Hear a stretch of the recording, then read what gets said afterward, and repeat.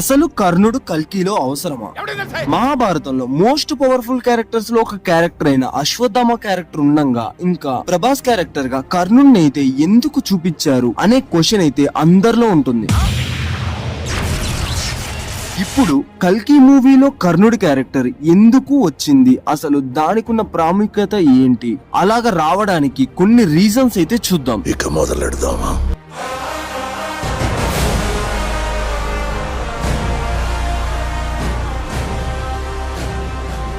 First అయితే చెప్పాలంటే మొత్తానికి కల్కి మూవీ 1000 crores స్టార్ట్ చేసి ఇప్పుడు ఉన్న రికార్డ్స్ అన్ని బద్దలు కొట్టేసి కొత్త రికార్డ్స్ అయితే ప్లేస్ చేసింది. ఇప్పుడు మనం టాపిక్ లోకి వెళ్ళిపోతే ఫస్ట్ ఆఫ్ ఆల్ చూసుకుంటే కల్కి మూవీలో one of the powerful character అయిన అశ్వత్థామ ఉన్నాడు. అశ్వత్థామ గనక తన గాంధీవాన్ని అంటే ఎగ్జాంపుల్ చెప్పాలంటే ఇప్పుడు అర్జునుడి చేతిలో గాంధీవం ఉన్నట్లు కర్ణుడి చేతిలో విజయ ధనస్సు ఉన్నట్లు మన అశ్వత్థామ చేతిలో కూడా ఒక ధనస్సు ఉంటుంది. తనకి ఎన్నో శస్త్రాలు తెలుసు, తన తండ్రి గురువు అయినందువల్ల బ్రహ్మాస్త్రం కూడా తెలుసు. ఇలా చూసుకుంటే అశ్వత్థామ చిన్న యోధుడైతే కాదు. తను తలుచుకుంటే ఆల్మోస్ట్ యష్కిన్ అయితే సింగిల్ హ్యాండెడ్ గా ఓడించగలడు. కానీ ఇప్పుడున్న టెక్నాలజీస్ కి మనం లాస్ట్ కి చూసామనుకో కల్కి మూవీలో అశ్వత్థామ బలానికి హైట్ కి తగ్గట్టుగా కొన్ని బెల్ట్స్ అయితే వేసి అశ్వత్థామను కూడా బంధించి సుమతిని అయితే మానస్ కమాండర్ అయితే తీసుకెళ్తాడు కదా. ఇలా చూసుకుంటే అశ్వత్థామ కూడా ఓడిపోయే ఛాన్స్ అయితే ఉంది. ఎందుకంటే తన దగ్గర ఒక పవర్ఫుల్ వెపన్ అయితే లేదు. తన చేతిలో ఉన్న వెపన్ వచ్చేసి ఓన్లీ కర్ణుడి చేతిలోనే పనిచేసింది. ఇప్పుడు అలా చూసుకుంటే వీళ్ళందరినీ ఓడించడానికి అలా అశ్వత్థామ చేతిలో ఉన్న ఆ వెపన్ ని వాడాలంటే కర్ణుడే రావాలి. ఎందుకంటే విజయ ధనస్సు ఓన్లీ కర్ణుడి చేతుల్లోనే పనిచేస్తుంది. మూవీ థియరీ ప్రకారం అయితే అశ్వత్థామ చెప్పారు కదా, ఓన్లీ కర్ణుడు మాత్రమే ఈ విజయ ధనస్సుని వాడగలడు, తన చేతిలో మాత్రమే ఈ ఆయుధం పనిచేస్తుంది అంటాడు. అలాగా చూసుకుంటే ఓన్లీ కర్ణుడు వస్తే తప్ప ఆ ఆయుధం పనిచేయదు. అంత గొప్ప యోధుడు రాకపోతే ఇప్పుడున్న సిచ్యువేషన్స్ కి అక్కడ ఏ వెపన్స్ లేవు కాబట్టి ఆ వెపన్ ని వాడాలంటే ఓన్లీ కర్ణుడే రావాలి. ఈ రీజన్ ప్రకారం కర్ణుడు వచ్చాడు అనుకోవాలి. లేకుంటే ఇంకోవైపు క్లైమాక్స్ లో చూపించినట్లుగా సుమతి గర్భంలో నుంచి ఒక డ్రాప్ సీరం తీసుకొని ఎంతో పవర్ఫుల్ క్యారెక్టర్ గా మారిపోయిన యష్కిన్ కమల్ హాసన్ గారి క్యారెక్టర్ అయితే one of the most powerful weapon అయిన గాంధీవాన్ని లేపుతాడు. మనం ఒకసారి మహాభారత యుద్ధాన్ని టైంలోకి అయితే వెళ్ళిపోతాం. యుద్ధ సమయంలో చూసుకుంటే అర్జునుడి క్యారెక్టర్ కి యువతల వైపు అంటే కౌరవుల వైపు గట్టి కాంపిటీషన్ ఇచ్చింది ముగ్గురు మాత్రమే. వారిలో భీష్ముడు, ద్రోణాచార్యుడు, కర్ణుడు కూడా ఉంటాడు. ఇలాగా భీష్ముడికి సంబంధించిన ఆయుధాలు, వెపన్స్ లాంటివి అయితే ఏవి కూడా ఇప్పటిదాకా మూవీలో అయితే చూపించలేదు.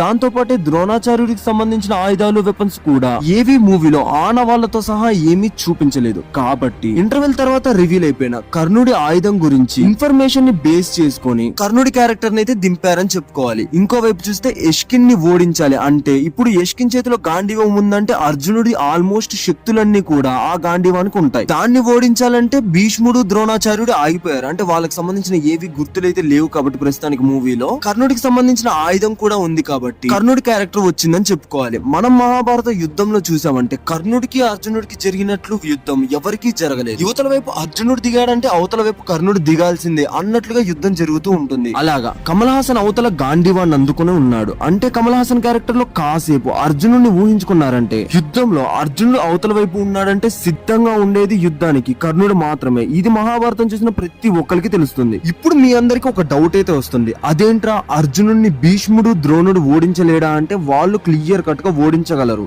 అలాగే అర్జునుడి చేతిలో కూడా వీరు ముగ్గురు అంటే భీష్ముడు, ద్రోణాచార్యుడు, కర్ణుడు విరాట పర్వ సమయంలో అయితే యుద్ధంలో ఓడిపోతారు. ఇది సపరేట్ టాపిక్. దీని మీద అయితే సపరేట్ వీడియో చేసి మీ అందరికి క్లియర్ కట్ ఎక్స్ప్లెనేషన్ అయితే ఇస్తాను. ఇప్పుడు మన టాపిక్ చూసుకుంటే భీష్ముడు, ద్రోణాచార్యుడు కూడా అర్జునుడిని ఓడించగల సమర్థులే. ఒకసారి భీష్ముడి పవర్ ని చూసుకుంటే పరశురాముడు ఆయన ఆల్మోస్ట్ దేవుళ్లతోనే యుద్ధం చేసి గెలిచే అంత మహావీరుడు. ఆయన తోటి యుద్ధం చేసి ఈక్వల్ స్థాయిలో నేను కూడా యుద్ధం చేసి మీతో గెలవగలను అనేటట్టు నిరూపించుకున్న యోధుడు మహావీరుడు భీష్ముడు. అలాగా పరశురాముడు దగ్గరే ద్రోణాచార్యుడు కూడా శిక్షణ తీసుకున్నాడు. ఈయనేమి తక్కువ యోధుడైతే కాదు.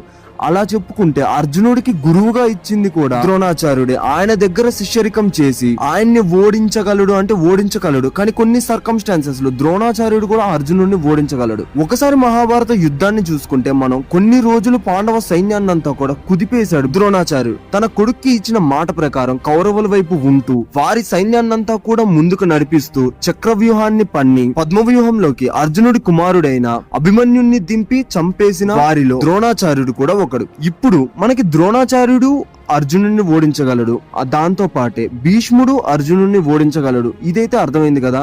కానీ మూవీలో వీరికి సంబంధించిన ఎటువంటి రిఫరెన్సెస్ లేనందువలన వీరి క్యారెక్టర్స్ అయితే తీసుకొని రాలేదు.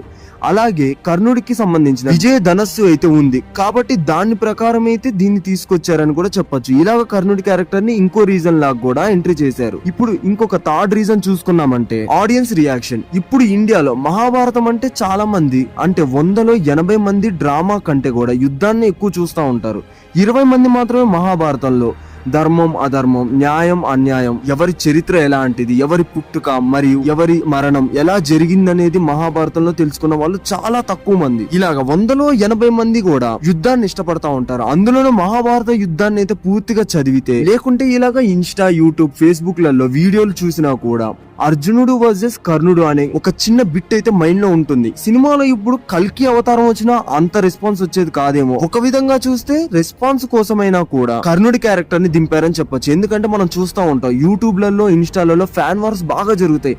అర్జునుడు అంటే అర్జునుడు, లేకుంటే కర్ణుడు అంటే కర్ణుడు, ఈయన గొప్ప అంటే ఈయన గొప్ప, ఈయన గొప్ప అంటే ఈయన గొప్ప అని చాలా ఫ్యాన్ వార్స్ అయితే జరుగుతూ ఉంటాయి. ఇలాగా one of the most popular character అయిన కర్ణుడిని దింపితే మూవీకి రెస్పాన్స్ మరియు హైప్ గానీ కలెక్షన్స్ గానీ పెరుగుతాయి అన్న ఆలోచనలో మూవీలో కర్ణుడి క్యారెక్టర్ ని దింపారని కూడా ఇంకో విధంగా అనుకోవచ్చు. నా అజంప్షన్ ఏంటంటే నేను కూడా మహాభారతానికి ఒక బిగ్గెస్ట్ ఫ్యాన్ అని చెప్పాలి. ఇప్పుడు మూవీలో యష్కిన్ గాంధీవాన్ని పట్టుకున్నాడు, అతను నేను అర్జునుడిని చూశాను కాబట్టి అతన్ని ఓడించాలంటే భీష్ముడు, ద్రోణాచార్యుడి కంటే కూడా నాకైతే కర్ణుడు వస్తేనే ఎంతో ఆసక్తిగా, ఎంతో ఇంట్రెస్టింగ్ గా, ఇంకా ఎంతో కుతూహలంగా అయితే ఉంటుందన్నమాట. కాబట్టి నేను యువతల వైపు కర్ణుడి క్యారెక్టర్ అయితే రావాలనుకున్నాను. ఇప్పటిదాకా మూవీలో అంత పవర్ఫుల్ క్యారెక్టర్ ని దింపాలంటే ఒక పవర్ఫుల్ మనిషి కూడా ఉండాలి. అలాగా మనుషుల్ని చూసుకున్నామంటే ఉన్న దాంట్లో టాప్ యాక్టర్స్ వచ్చేసేసి అశ్వత్థామ క్యారెక్టర్ చేస్తున్న అమితాబ్ బచ్చన్ గారు. ఆయన ఆల్రెడీ మహాభారతంలో ఒక క్యారెక్టర్ చేస్తున్నారు కాబట్టి ఆయనలోకి కర్ణుడు వచ్చే ఛాన్స్ లేదు.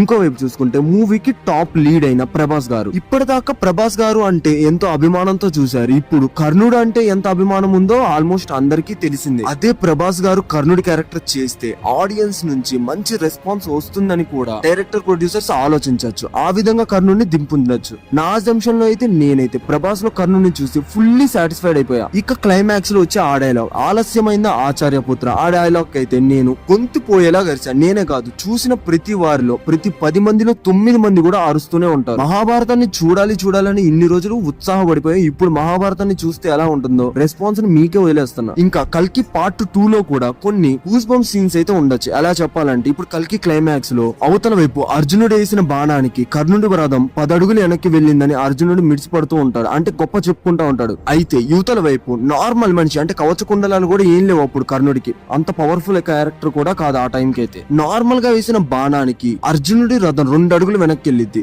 అప్పుడు అర్జునుడు తన దెబ్బకి నా రథం జస్ట్ 2 అడుగులు మాత్రం వెనక్కి వెళ్ళింది, కానీ నా దెబ్బకి తన రథం అయితే 10 అడుగులు వెనక్కి వెళ్ళింది అంటాడు కదా. అప్పుడు కృష్ణుడు ఇచ్చే రెస్పాన్స్ కూడా చాలా బాగుంటది అనమాట. ఇదైతే బుక్స్ లో కూడా ఉంది. చాలా మంది సీరియల్స్ చూసి ఏంట్రా ఇది ఒరిజినల్ స్టోరీనే మార్చేశారు కదరా అంటారు. ఈ వాక్యం అయితే నిజంగా హిస్టరీలో కూడా ఉంది. మన చాగంటి గారు, గరికపాటి గారు చాలా ప్రవచనాల్లో కూడా చెప్తారు. వాళ్ళనైతే రాంగ్ అనడానికి అయితే లేదు కదా. ఇలాగే వ్యాస భారతంలో కూడా ఇది ఉందన్నమాట. అర్జునుడు వేసిన బాణానికి కర్ణుడి రథం 10 అడుగులు వెనక్కి వెళ్తే కర్ణుడు వేసిన బాణానికి అర్జునుడి రథం 2 అడుగులే వెనక్కి వెళ్ళిద్ది.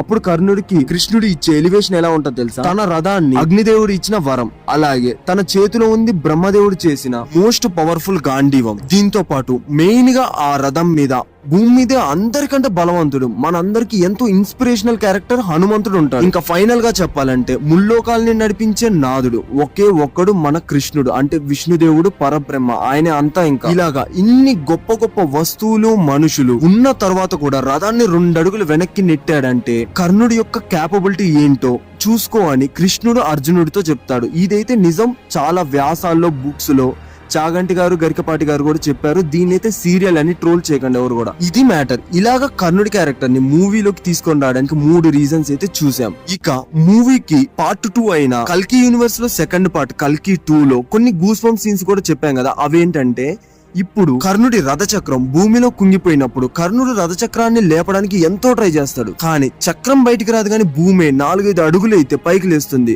అప్పుడు తన భుజబలం ఎలా ఉంటుందో మనం మూవీలో ఈ సీన్ చూపిస్తే ఒక మంచి థియేట్రికల్ ఎక్స్పీరియన్స్ అయితే పొందొచ్చు. ఇప్పుడు చెప్పిన ఈ సీన్ కూడా ఒరిజినల్ గా బుక్ లో అయితే ఉన్నాయన్నమాట. చాగంటి గారు, గరికపాటి గారు చాలా మంది వీరి ప్రవచనాల్లో అయితే ఈ విషయాన్ని గురించి చెప్పారు. దీంతో పాటే యుద్ధంలో ఘటోత్కచుడిని చంపిన తర్వాత ఉత్సాహంతో మధ్యాహ్నం పూట భార్గవ అంగవస్త్రాన్ని అందుకొని బీభత్సమైన యుద్ధం చేస్తా ఉంటాడు అనమాట కర్ణుడు.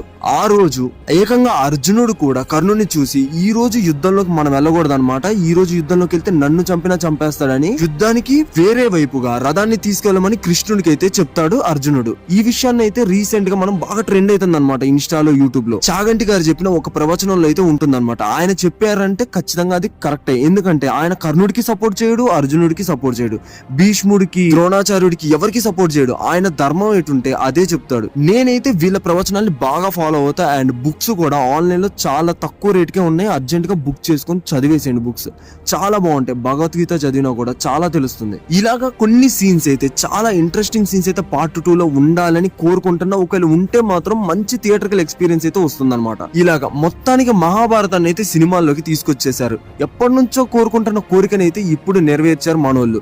ఇక రాజమౌళి గారి మహాభారతం సిరీస్ కోసం అయితే అందరం వెయిట్ చేస్తున్నాం. చూద్దాం అది ఎప్పుడు వస్తుందో. వీడియో నచ్చితే లైక్, షేర్, సబ్స్క్రైబ్ చేసుకోవడం అయితే అస్సలు మర్చిపోకండి. అండ్ ఇంకా ఛానల్లో చాలా ఇంట్రెస్టింగ్ టాపిక్స్ ఉన్నాయి. అర్జెంట్ గా వెళ్ళి చూసేయండి. కల్కి సిరీస్ కూడా అప్లోడ్ చేశాను, రియల్ స్టోరీ ఆఫ్ కల్కి. చూసి ఎంజాయ్ చేసేయండి. ఛానల్ అయితే సబ్స్క్రైబ్ చేసుకోండి. అండ్ ఇంకో ఇంట్రెస్టింగ్ టాపిక్ తో మళ్ళీ మీ ముందుకు వచ్చేస్తా.